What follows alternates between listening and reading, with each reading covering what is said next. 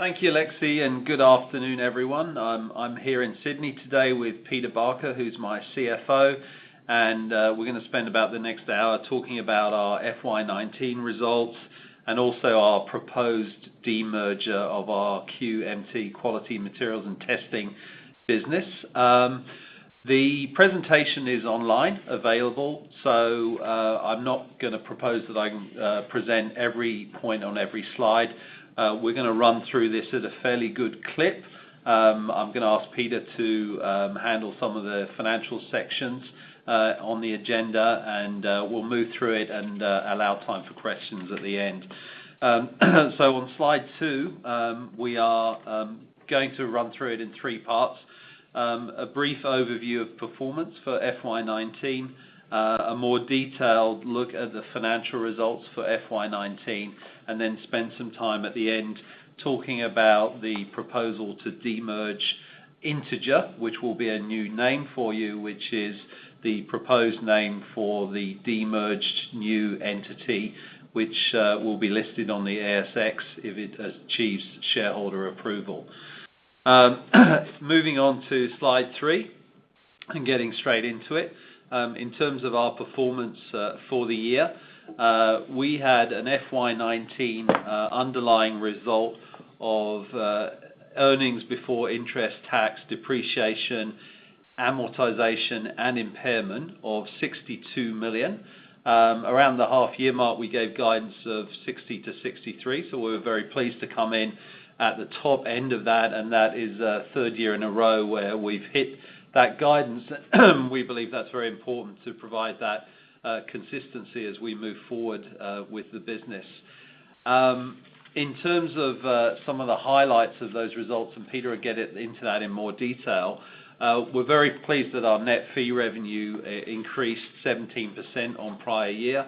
The EBITDA result was 10% up on prior year as well, which, given some of the volatility that we had in our businesses, we were very happy with. Operating cash was a good result at 40 million, a good conversion of that EBITDA result. You'll also know that during the year we completed 4 acquisitions. TGM in regional Victoria, DDAI in Florida, Raba Kishner in Texas, and Shore Search also in Australia. Our balance sheet, we believe, remains strong, and we're very thankful for the lenders on the call for renewing our debt facility and positioning us for growth moving forward.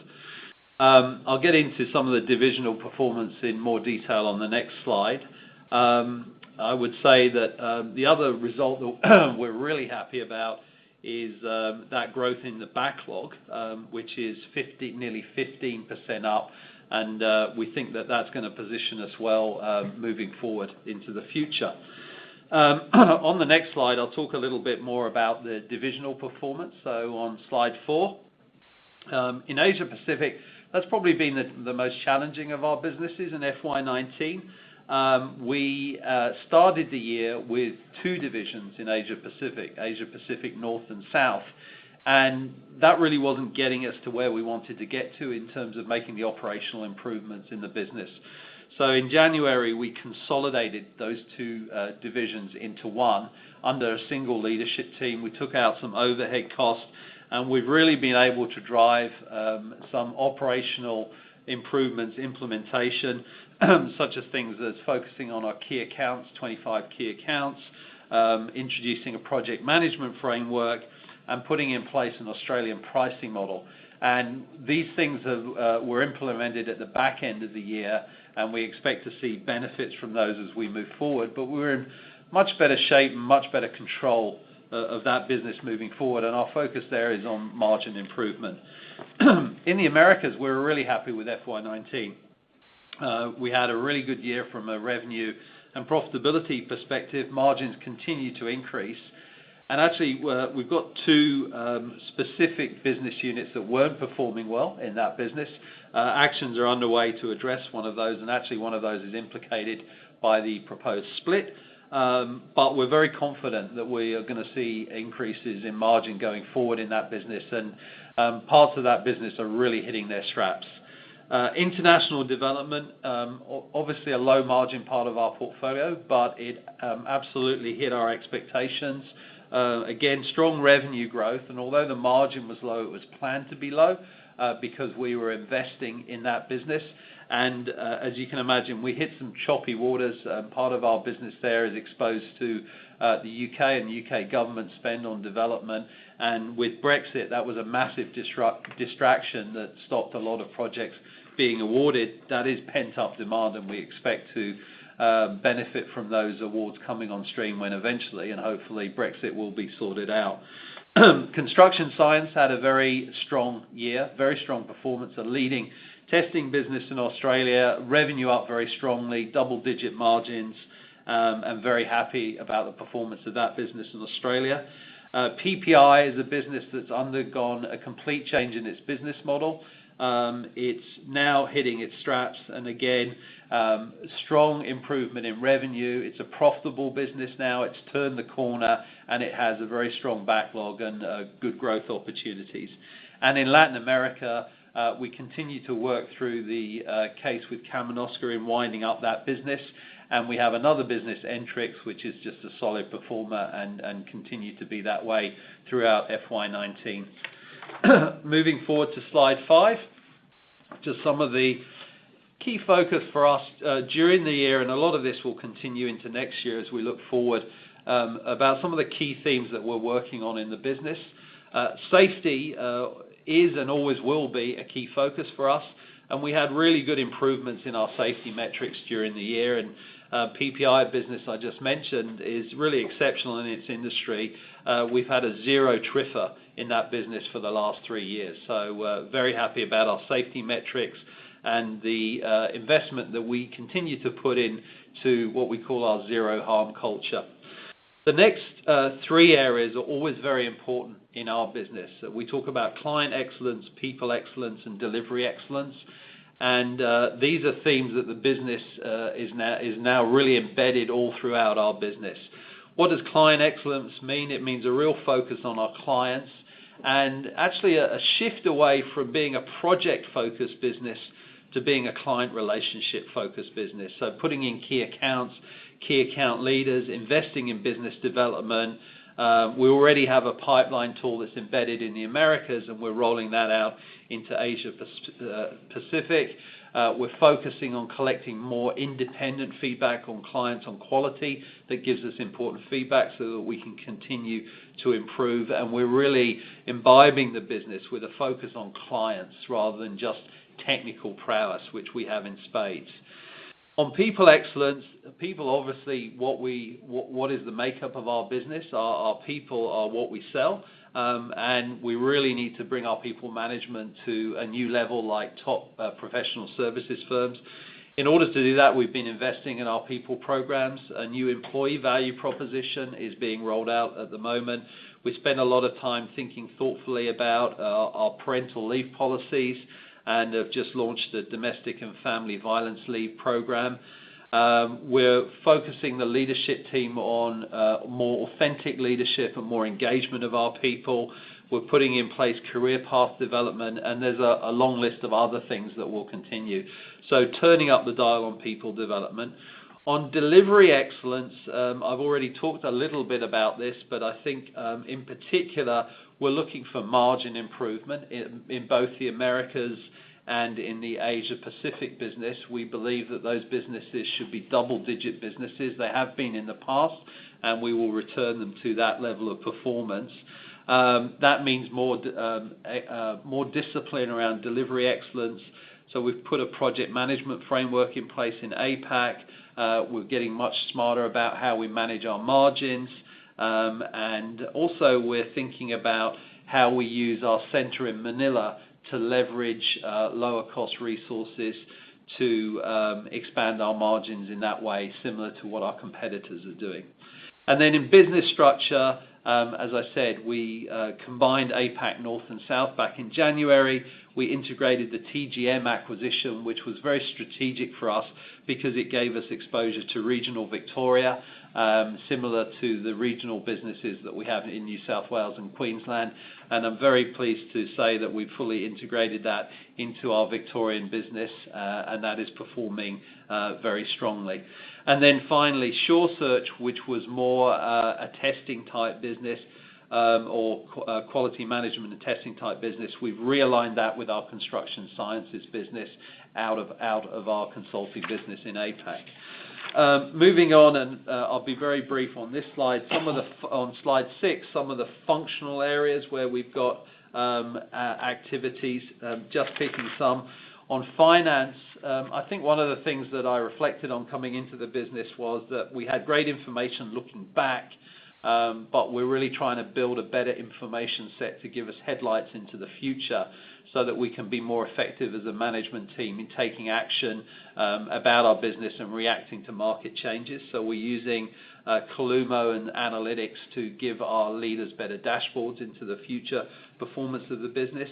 HR, one area that I'd like to highlight is our gender pay gap. We had big improvements in our gender pay gap, and we're much better than our market peers in this respect in both our Americas dollar pool and our Australian dollar pool. And in our ID business, we're pretty much close to zero on gender pay gap already. Another big investment for us and focus for us in FY19 was the appointment of Chief Digital Officer. And we have absolutely commenced our digital transformation. So we have new digitization of offerings going out to clients. We've recently innovated a new one, which is a drone-based infrared camera that can detect underground leaks and saves our clients lots of money in digging up holes looking for leaks. And we've already got 4 clients for that. We will continue to build out a portfolio of global digital tools that we can use in our businesses in the APAC and the Americas, and that's well underway at the moment. And we're also looking at our enterprise systems and making those more cost effective as we move forward. So we'll see some changes there. And I think with that, I'll move on to the next slide, slide 7. So this really brings us into the detailed financial review, and for that I'm going to pass over to Peter to take us through more detail behind the numbers. Thanks very much, Ian. And before I kick off, let me a quick shout out to my finance team who are listening from various parts around the world, who have really worked incredibly hard to get the results together and get them out. So a big thank you, and I won't use up too much of your time and you can get back to work. Okay, so in terms of the results, as Ian said, our underlying EBITDA was $62 million, consistent with guidance. What we have on slide 8 is a number of the key metrics that we look at. Now, clearly our statutory result was a loss after tax, and I've got to walk in a couple of slides that takes you from the EBITDA down to that loss after tax. The primary driver, of course, was the non-cash impairment charge that we took in Asia Pacific, which we announced to the market in June. Pleasingly, our operating cash flow, it's down on last year, but it still reflects a really good performance in terms of debtors management and WIP management and cash collections. So it was pleasing to see our business continues to focus on that. Last year was extraordinarily good, associated with the timing of some large client payments, i.e. debtors receipts, and I'm really quite pleased with the result for this year. Slide 9 I won't pause on because this is the half-by-half view of our results for the year, before then moving on to slide 10, which is, as I said earlier, this is the bridge from our EBITDA, which is what we have guided the market on, of $62 million for the year. Depreciation and amortisation. So amortisation, 4 acquisitions this year, as Ian referred to, 2 of them quite large, being Raba Kistner in Texas and TGM in regional Victoria. and with them came a decent amount of specifically identified intangibles, which of course are amortized, and included in that $27 million of depreciation and amortization is $5 million of amortization expense associated with those acquisitions, both of which came through in December 2018. Finance costs are up slightly associated with the new debt facility, which we renewed in November, December, and obviously we purchased Rabakisner and TGM, primarily debt funding as well as using some of our own cash resources. So our NOPAT was $16 million, and then that non-cash Asia Pacific domestic impairment or charge against goodwill of $46 million that I referred to earlier, and then other expenses of $13.9 million, including costs of acquisitions and a foreign tax credit charge. Moving on to slide 11, which is the world as Cardno's world today. Now this is before the proposed demerger that Ian has spoke to and will speak to again a little later. As has been the case with Cardno for quite some period of time, the vast bulk of our business is in Asia Pacific and primarily Australia, and the Americas and primarily the United States, and then we are involved in 20 plus countries around the world, but the vast bulk of our business is in those two geographies. Moving through to Asia Pacific on slide 12. So as Ian alluded to earlier, Asia Pacific really had a tough year. So as you can see, their margins are down. So FY19 margins are down on 18 and 17. So two primary drivers. Firstly, as we've spoken to for some period of time, we had a number of major projects, so large revenue equals or large contract size equals very high staff utilization projects in the past. We don't have them in our business this year, and as Ian said earlier, we have set the business to the right shape going forward, such that our business, it will be great if we win major projects, but the business is structured, the Asia Pacific leadership team has structured their business such that it can run successfully going forward without major projects, and as and when we win any, then we will upscale accordingly, so that the business is well set, albeit coming off a tough FY18. You can't see it in our overall group numbers, but because we don't break out cash flow by division. But I was very encouraged that the management team within Asia Pacific, their focus on balance sheet management, so debtors, WIP conversion to debtors and debtors to cash was very encouraging. In the Americas has had another good year. They have excellent momentum in the vast bulk of the business. Revenues, as you can see, there are up, as are margins, and there is the opportunity for this to improve in the future. The Americas has three areas within it, being science and environment, our government services business, and our infrastructure business. Varying parts of all three of them are performing extremely well, and that business is well managed. It's disciplined, and it's reaping the benefits of the investments that the company made a number of years ago. And as you can see, the Americas today in FY19, if you look back at where they were in FY17 and compare that, say, with where we would like to see Asia Pacific move, it gives you an indication of the potential of the business holistically in Asia Pac, and it also shows you how careful investment reaps rewards, but it is a 24-month journey as we are seeing in the United States. Moving on to slide 14, international development. So as we've been saying for a year now, their margins are down on history, but it's exactly where we need it to be. So we don't talk about our budgets externally to the market because the bulk of our competitors are privately owned, but international development, that result there is pleasing compared to our internal targets, and That business, as Ian said earlier, has some headwinds in the Northern Hemisphere, but has also had a very good year in spite of that, and it's pleasing to see them enter FY20 with another year of very good backlog. So we're quite encouraged again by the progress with the international development business. Construction Sciences, which is on page 15, which is a demonstrably larger business today with the acquisition of Raba Kistner in early December. Raba Kistner is a San Antonio, Texas headquartered, amongst other things, construction materials testing business. Broadly, it's quite similar to our Construction Sciences business in Australia, and Ian's going to talk to the structure of the go-forward business subject to shareholder approval in a few slides. But Construction Sciences, pleasingly, yes, its revenues and its EBITDA is up associated with the acquisition of Raba Kistner. Equally as pleasingly, it would have been up anyway through organic growth, which is really encouraging. That business it has tailwinds structurally in both Australia and the United States, and it also is benefiting from ongoing business discipline and indeed investment decisions made a few years ago. On to slide 16, our portfolio companies, which are our Latin America business and our oil and gas business, or quality assurance, quality control business in Texas, PPI.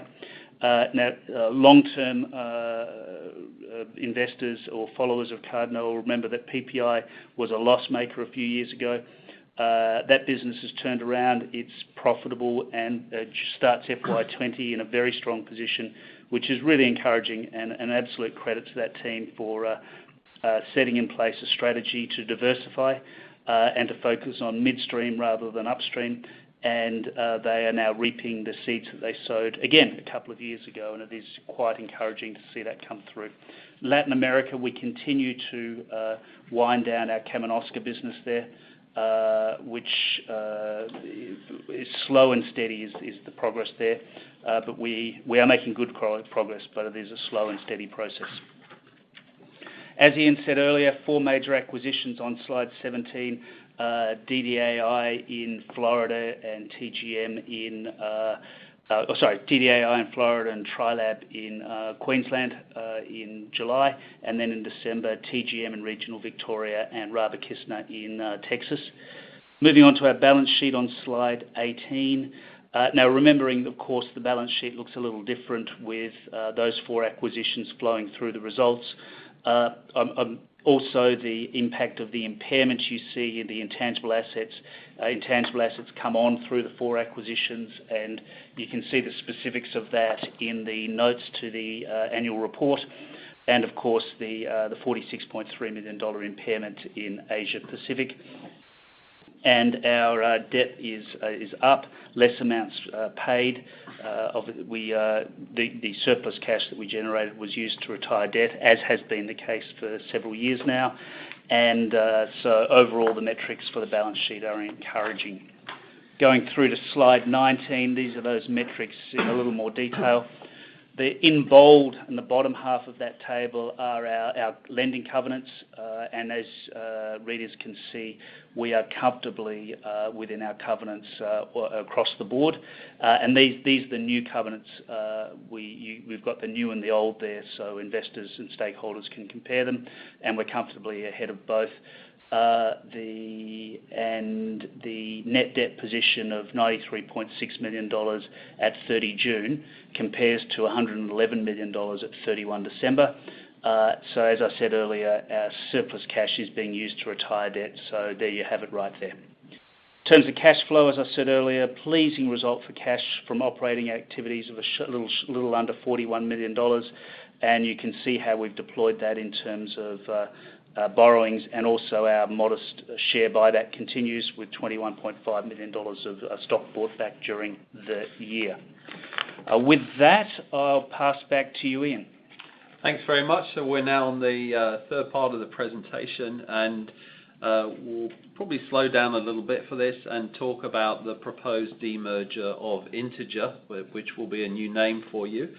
So where we're at on slide 22 is that the Cardno board proposes to consolidate Cardno's quality testing and measurement businesses, and then demerge those businesses into a separate company, that's Integer, which will be listed on the ASX.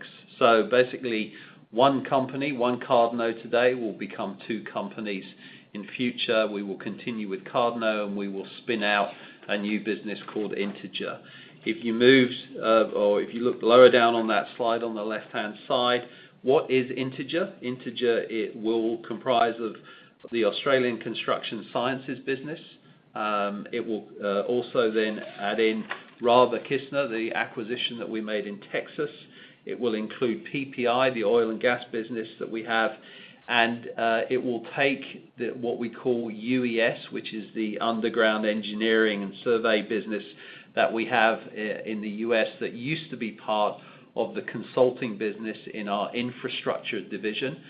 We recently moved that internally out of our infrastructure division in anticipation of this move, and it now sits in the portfolio, and it will then serve to become part of the Integer business going forward, or at least that's the proposal. What does that mean for what's left? Well, Asia Pacific Consulting, that business really doesn't change. So really, the impact of this demerger will have next to no impact on that business in terms of its structure. In terms of international development, the same there. No change. That business will not change. The Americas Consulting business, last year, as I said, that included UES, and UES moves to become part of Integer. And that separation has already been announced, and it's been moved internally and is ready then for that demerger, subject to shareholder approval. On the right-hand side, what does that actually mean for shareholders? So Cardno shareholders will receive one Integer share for every Cardno share that they have currently. There's no capital that we're raising as part of this demerger, and our largest shareholder, Crescent Capital, who currently owns 50.4% of Cardno shares, will own 50.4% of Integer shares, should the demerger be approved by shareholders.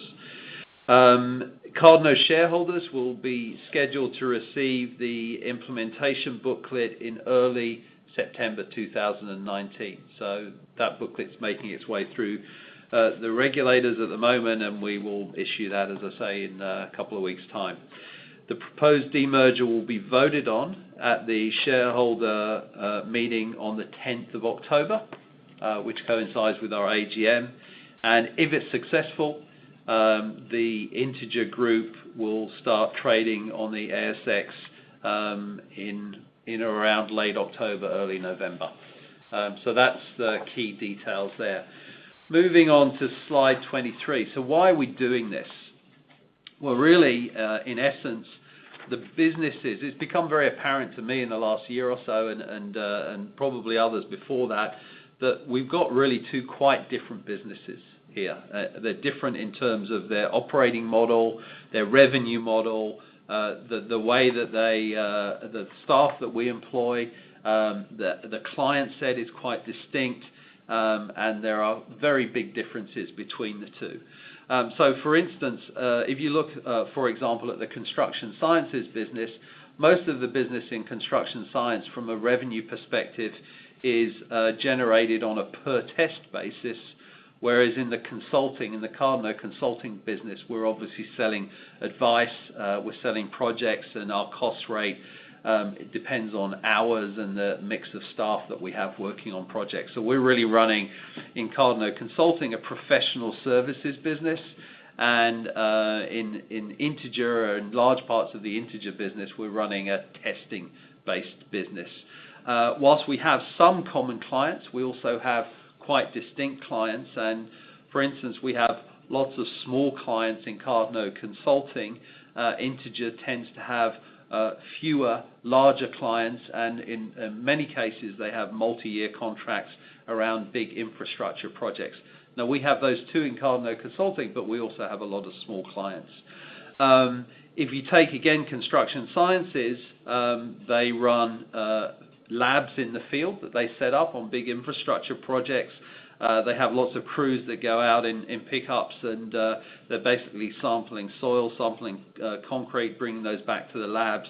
Whereas, as you can imagine, in the Cardno consulting business, yes, we have field work, but a lot of the work that we do is back at our offices. So there's really quite distinctive differences between the business, their consumption of capital, and the profiles that they have and the markets that they serve. And what we wanted to do here is give investors a much cleaner view on those businesses so that they can really decide how they want to allocate their capital between a testing business and a consulting business. So we think it's a cleaner split, and it makes the Cardno business easier to understand going forward, because we are aware that we've got lots of different businesses that can be quite complex from the outside to understand. In terms of page 24, what are the advantages of the demerger? I think that what it will allow each business to do is, rather than being a business that contains two very different businesses, it will really allow them to focus on what's right for their particular business. So they can really develop a culture that's aligned with the Integer business or the consulting business, and really focus on improving operations. So operational improvement in consulting is a very different set of actions to operational consulting in a testing business, for example. It will allow our investors to choose between two different businesses exposed to different markets, which might suit their investment strategy, and they can allocate their capital accordingly between those different businesses. The businesses will have different boards and different management teams, and I'll come on and talk about that in a second. And therefore they can raise their own capital and focus on different strategies moving forward. And the capital structure of the businesses will be quite different as well.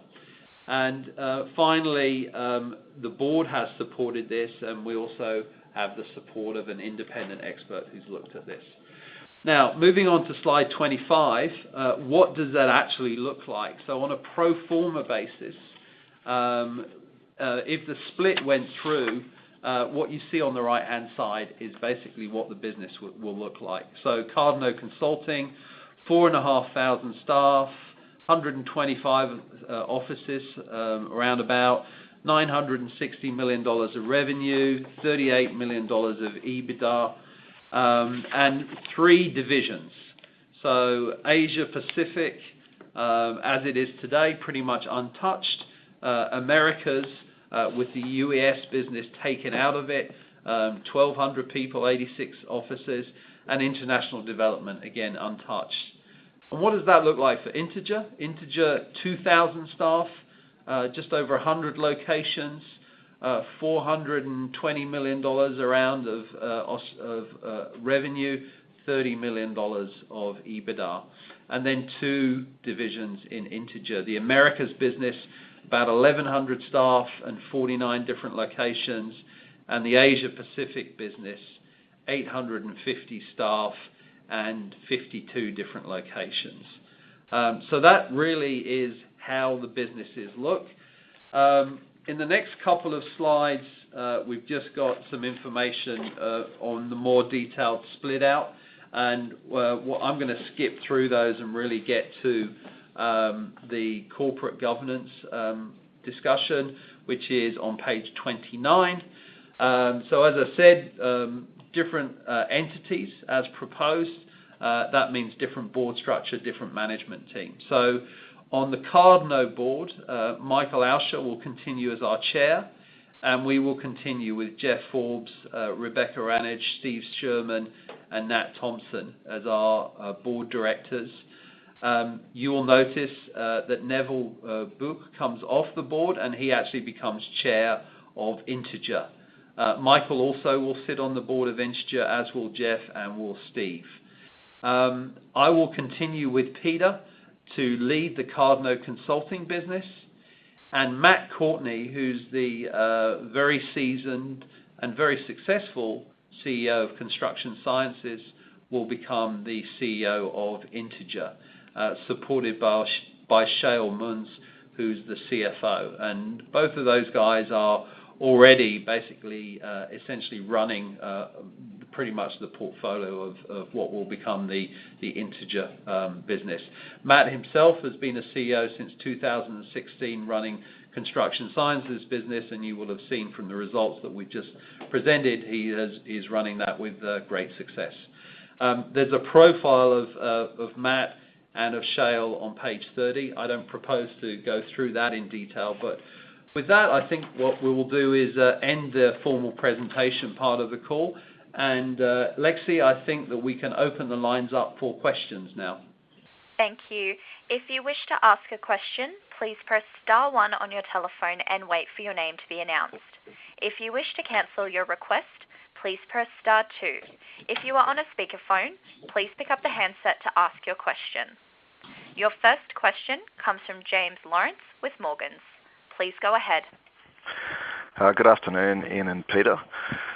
I was just wondering if you could talk through the Asia Pacific margins. Obviously, you said that they've been depressed and you're targeting double-digit level. How should investors kind of think about margins going forward, excluding the large contract wins that you talked about?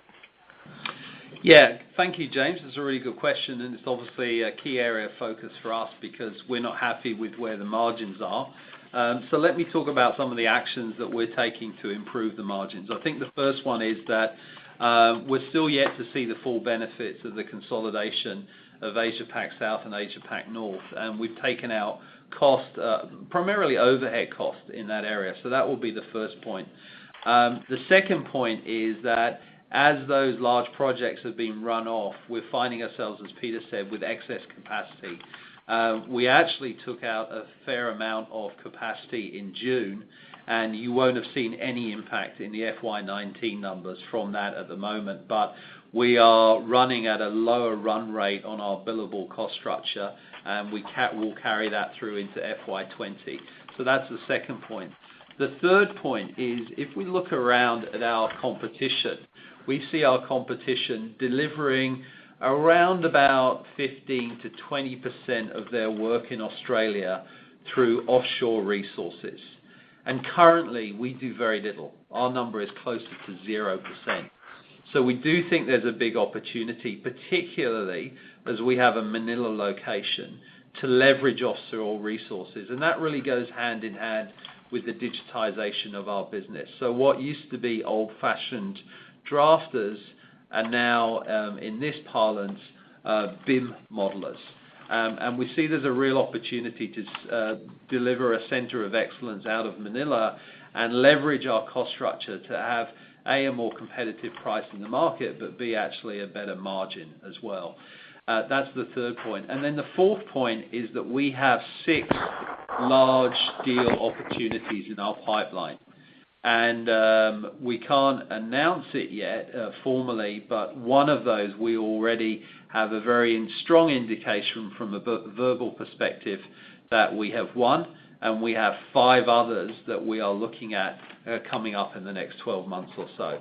So for all of those reasons, we believe that we have a real opportunity in APAC to improve our margins as we move forward.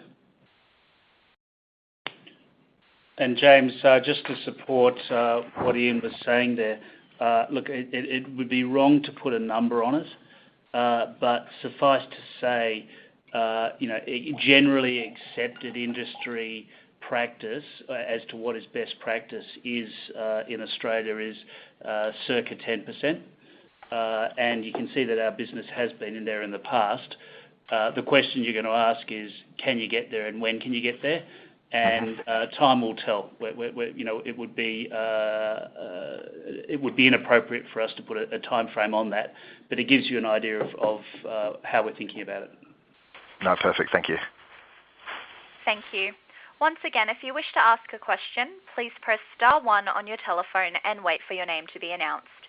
Your next question comes from Fleur Graves with First Samuel. Please go ahead. Thank you. Just a question with regards to depreciation and amortization. I guess there was a fairly big jump year on year, about circa 11 million, driven by construction services. You mentioned earlier about a 5 million amortization expense from acquisitions. I guess I'm just trying to get my head around that, and in particular, I guess where I'm sort of heading towards is how do I think about CapEx going forward? And then a second question, and please don't take offence at this one, but just trying to understand a bit about PPI. The turnaround is obviously, very positive in that business. Just doesn't feel like it quite belongs in either of the to-be-listed companies, either Cardno or in the testing business. Has that been considered for a trade sale, for instance, or am I thinking about that one incorrectly? So thank you. So thanks, Fleur. It's Peter here. I think I'll take the first one, and then I'll pass over to Ian to take the second one. So look, as I said a little earlier, and if you want to have a look at note 12 in the annual report, you can see the identified intangibles that came through in our through the companies that we acquired. So there's some $17 odd million in intangible assets acquired, specifically customer relationships, as well as a further $13 million in customer contracts that came on during the year. They obviously typically get amortized over anywhere between a 3 to 5, possibly a bit longer year process. So that's that marked increase in amortization that you're seeing in the result. You also can get a feel for the depreciation expense. If you just want to add up note 11, you can see the depreciation expense come through there. So yes, as I said in that bridge, which is on slide 10 of the investor presentation, it's up, but the vast bulk of the increase is associated with amortization of identified intangibles, together with obviously our balance sheet is a bit bigger with the entities acquired. And again, if you look at the acquisition notes, you'll get a feel for what's come on. I'll just pause there and pass to Ian and to address your second point and see if there's any follow-up. Yeah, great question, Fleur, on PPI. No offence taken whatsoever. The Q in QMT is quality, and that's what that business focuses on. So essentially what it does in PPI, the new business model for PPI is they work for primarily very large oil companies, and they look at critical components that are being manufactured for those oil companies. So think about an oil rig and a drill set, and they're actually going in as the independent quality auditor into the manufacturing process of those key components, and actually testing and independently verifying the quality of key components, which then get shipped out to large oil companies in very remote locations. So we do share clients. So we do other stuff for large oil companies across our business. So there's a sharing there, and there's absolutely a sharing in the way that we are posting out our people to different locations, and the whole quality management, quality audit type operational process, which is very close to the testing business that we have. So there are synergies there, but I would agree it's definitely a distinct part. The quality part is somewhat distinct from the testing part, but in an operational perspective in how we manage that business, there are similarities there. But I take your point. Thank you. Thank you. There are no further questions at this time. I'll now hand back to Mr. Ball for closing remarks. Well, thank you very much, everyone, for attending the call. I hope you're as excited as we are about the prospects for the business. As we say, obviously, we have a shareholder vote coming up for the proposed Integer demerger. And again, I would like to thank the lenders on the call who are supporting us through this process, and also welcome the coverage that we'll be getting in the coming months. So thank you very much, everyone, for the call, and with that, I will end it. Thank you.